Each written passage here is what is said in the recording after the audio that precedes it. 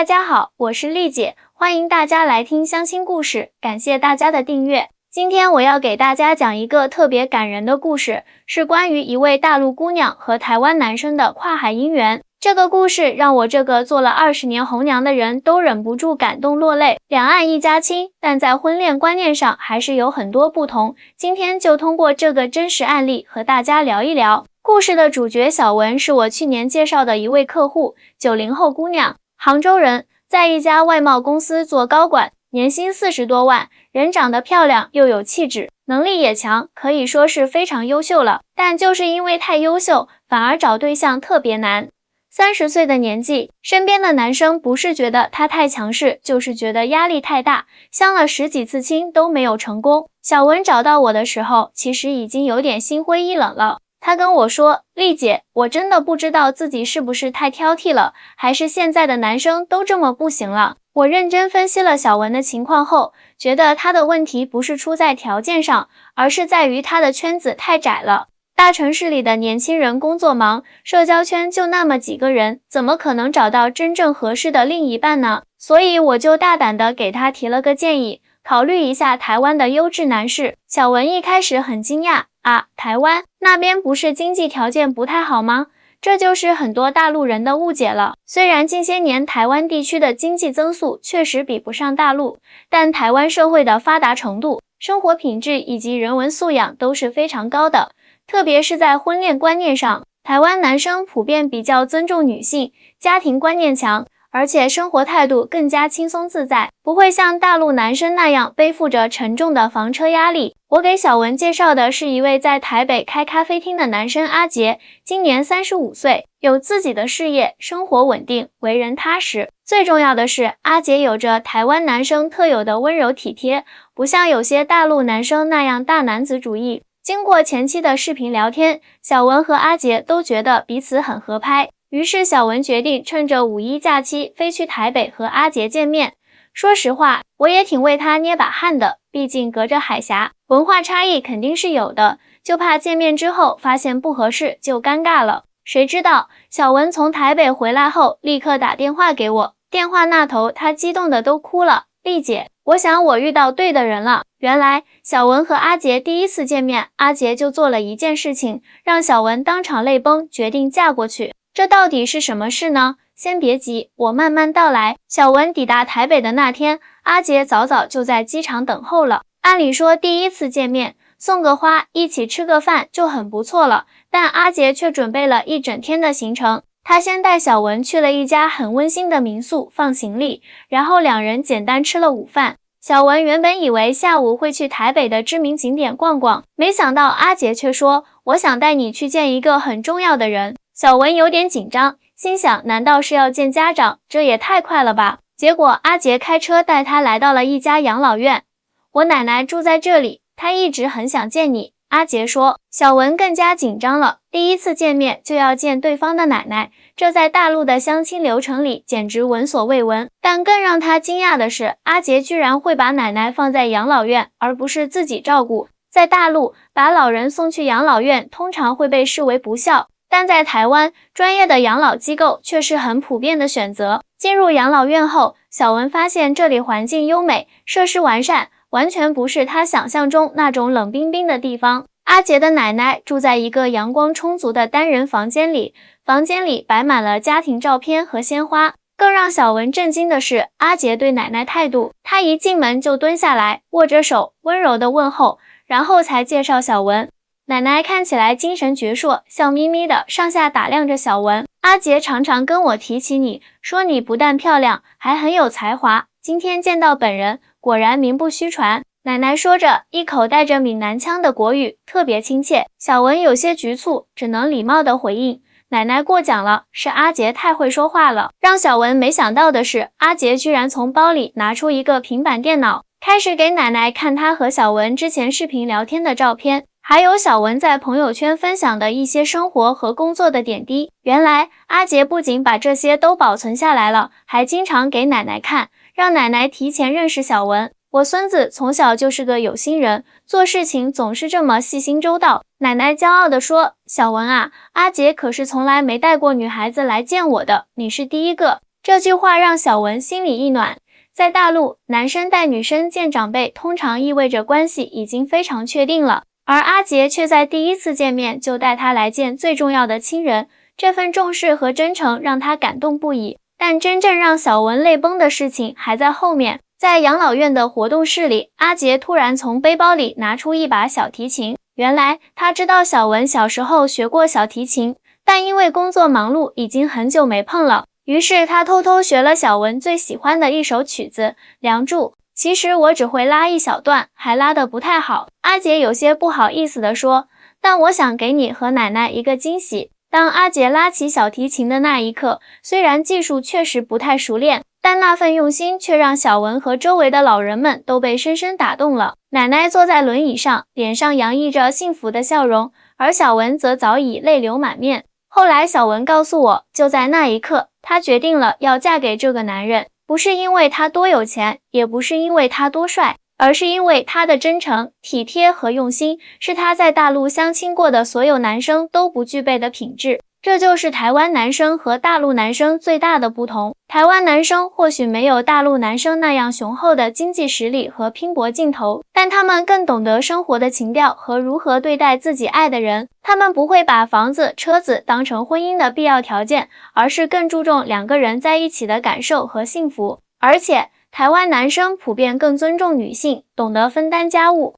在大陆，即使是在一线城市，很多男生仍然保留着男主外女主内的传统观念，家务活几乎都是女方在做。但台湾由于受到日本和西方文化的影响较深，男生们普遍认为家务是夫妻共同的责任。阿杰虽然是家中独子，但从小就被教育要学会照顾自己和家人。他不仅会做一手好菜，还会打扫卫生、洗衣服，生活完全自理。这点是让小文特别欣赏的，因为在杭州，那些所谓的优质男，很多连自己的袜子都不会洗。晚上，阿杰带小文去了台北的夜市，体验当地的美食和文化。小文发现台湾的消费水平其实并不低，但生活方式却更加休闲和舒适。大陆人经常误以为台湾经济不行，但实际上，台湾的人均 GDP 仍然高于大陆许多省份，只是经济增速放缓了而已。其实我们台湾人更注重生活品质。阿杰边走边解释，可能赚的钱没有你们大陆那么多，但我们懂得享受现在，而不是一直为了将来而拼命。这种生活理念也是小文所欣赏的。在大陆，尤其是一线城市，年轻人活得太累了，房贷、车贷、孩子的教育费用压得人喘不过气来。而台湾虽然房价也不低，但人们对物质的追求没有那么强烈，更注重精神层面的满足。第二天，阿杰带小文去了他的咖啡厅，这是一家位于台北市中心巷子里的小店，装修得很有文艺气息。最让小文惊讶的是，店里的员工对阿杰的称呼不是老板，而是直接叫他阿杰，相处模式更像是朋友，而非上下级。在台湾，老板和员工的关系通常比较平等。阿杰解释道，我们相信相互尊重比严格的等级制度更能调动员工的积极性。这种管理方式让小文很震惊。在大陆，即使是最开明的公司，老板和员工之间也存在着明显的等级差异。而在台湾，则更注重团队的和谐与平等。咖啡厅的生意很好，虽然不是什么大企业，但经营得很稳定。阿杰告诉小文，他其实曾经在台北一家大公司做过高管，收入不菲，但那种朝九晚五、被规则束缚的生活让他感到窒息，所以他辞职创办了这家咖啡厅。虽然收入减少了，但生活品质提高了。在台湾，很多人宁愿选择一份收入较低，但能让自己开心的工作，也不愿意为了高薪而牺牲生活品质。阿杰说，这可能是我们和大陆最大的不同。小文若有所思，在大陆，特别是在他所处的外贸行业，加班到深夜是家常便饭，大家都在为了更高的职位、更好的薪水而拼命，很少有人会像阿杰这样主动选择降级的生活。中午，阿杰亲手为小文做了一顿道地的台湾家常菜，有三杯鸡、卤肉饭和清蒸鱼。吃饭的时候，阿杰的父母也来了。让小文意外的是，阿杰的父母对他非常友善，完全没有传统中国父母见儿媳妇时的那种审视和刁难。我儿子很喜欢你，我们也很喜欢你，阿杰的妈妈笑着说。只要你们两个觉得合适，我们做父母的绝对支持。这种尊重子女决定的态度在大陆并不多见。在大陆，父母对子女的婚姻往往有很强的话语权，甚至会直接干预。而台湾父母则更尊重子女的选择，认为婚姻是两个人的事，父母只需要给予支持和祝福。阿杰的爸爸是一位退休教授，妈妈是小学老师，家庭氛围非常温馨和谐。他们谈吐文雅，对各种话题都有自己的见解，但从不强加于人。这种家庭氛围也深深影响了阿杰的性格和处事方式。我觉得大陆和台湾最大的区别，可能就是文化和教育的差异。阿杰的爸爸说，台湾保留了更多的传统文化，同时又吸收了日本和西方的先进理念，形成了独特的文化氛围。小文不得不承认，虽然大陆这些年经济发展迅速，但在某些文化层面确实还有很长的路要走，比如对女性的尊重，对老人的专业化照顾，对子女独立性的培养等等。饭后，阿杰的父母主动提出要一起去看电影，而不是继续审问小文，这也让他松了一口气。阿杰悄悄告诉他，他的父母其实早就通过他了解了很多关于小文的事，今天只是想见见本人，确认他们的儿子没有被照片。电影院里，小文注意到台湾的年轻人和老人都非常自律，没有人大声喧哗或者吃带壳的瓜子。这种公共场所的文明程度让他很是惊讶，这是我们从小就被教育的。阿杰解释道，尊重公共空间，不要打扰他人。看完电影后，阿杰提议带小文去逛诚品书店。这家台湾最有名的书店不仅卖书，还集合了咖啡厅、艺术展览和各种文创产品，是文艺青年的天堂。小文发现书店里的人不少，很多人静静地坐在角落里看书，完全没有像大陆一些书店那样打卡拍照就走的现象。台湾人很爱读书，阿杰说，即使电子书已经很普及了，但我们仍然喜欢纸质书带来的那种质感和仪式感。在书店的文具区，小文看中了一套精美的钢笔，准备买来送给自己的爸爸。当他拿出支付宝准备扫码时，却发现这里不支持。阿杰笑着解释，台湾的移动支付普及率没有大陆那么高，大家还是习惯使用信用卡或现金，这可能是大陆比台湾先进的地方之一。阿杰坦率地承认，你们的移动支付、网购、外卖等互联网应用确实比我们发达得多。这种实事求是的态度让小文很欣赏。在大陆，很多人谈起台湾时，要么一味吹捧，要么全盘否定，很少有人能够客观地看待两岸的差异。而阿杰则能够理性地承认大陆的优势，同时也不掩饰台湾的特色。晚上，阿杰带小文去了台北最高的建筑台北101观景台，俯瞰整个城市的夜景。在璀璨的灯火中，阿杰突然单膝跪地，拿出一枚戒指。我知道这太快了，也许你会觉得我太冲动，阿杰有些紧张地说，但我真的很喜欢你，希望你能考虑和我在一起。如果你觉得现在还不是时候，我可以等到你觉得足够了解我，足够信任我的那一天。这一刻，小文彻底泪崩了，不是因为这个求婚有多浪漫，而是因为阿杰的真诚和体贴。他没有给他压力，而是给了他充分的空间和时间去考虑。这种尊重和理解，是小文在大陆相亲市场上从未感受过的。我愿意，小文流着泪说，我愿意和你在一起，不管是在台北还是在杭州。阿杰惊喜地抱住了他，真的吗？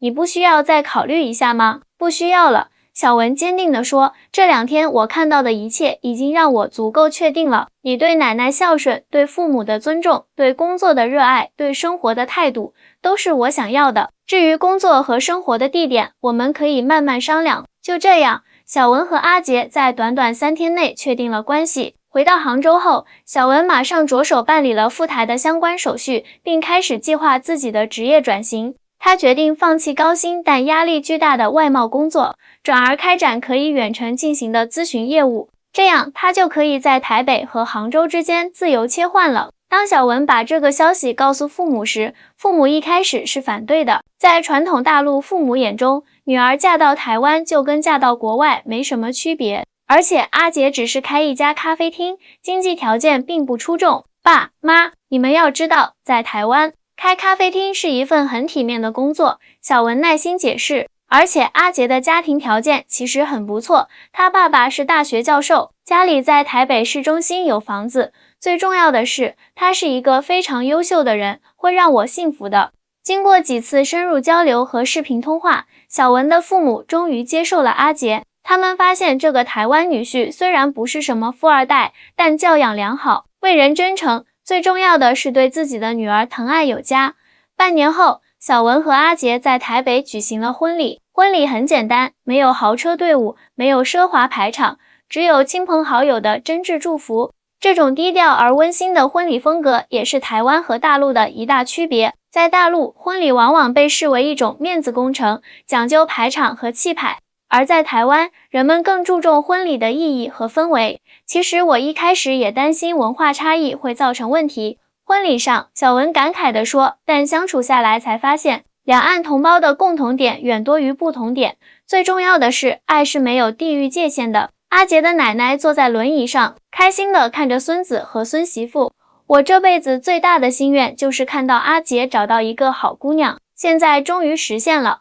小文啊，阿杰从小就是个有福气的孩子，你跟着他一定会幸福的。婚后，小文和阿杰的生活果然如他所期待的那样美满。阿杰每天负责打理咖啡厅，小文则在家远程处理咨询业务，闲暇时间还会去咖啡厅帮忙。他们的生活节奏比在大陆慢了很多，但幸福指数却高了不少。最让小文感动的是，阿杰会平均分担家务，从不觉得这是女人的事。每天晚上，他们会一起做饭、洗碗、打扫卫生，然后一起看剧或者读书。这种相互尊重、共同经营的生活方式，是小文一直向往，但在大陆相亲市场上很难找到的。现在，小文经常在社交媒体上分享他在台湾的生活，也吸引了不少大陆姑娘慕名而来，希望能找到像阿杰这样的台湾男生。但我作为红娘要提醒大家的是，跨海婚恋并不是所有人都适合的，它需要更多的理解、包容和调试。不过，小文和阿杰的故事确实给了我们很多启示。婚姻不是看谁更有钱，谁更有权，而是看两个人在一起是否能相互尊重、相互成就。台湾男生普遍比较温柔体贴，更懂得关心女生的感受，这是他们的优势。而大陆男生则更加务实进取，有强烈的事业心和责任感，这也是他们的优点。所以，无论是大陆姑娘还是台湾男生，最重要的是找到那个真正适合自己、能够理解自己、愿意与自己共同成长的人。两岸一家亲，爱情无国界，愿每一位追求幸福的人都能找到自己的阿杰或小文。我是丽姐，今天的故事就讲到这里。如果你喜欢，请记得点赞、订阅、转发，我们下期再见。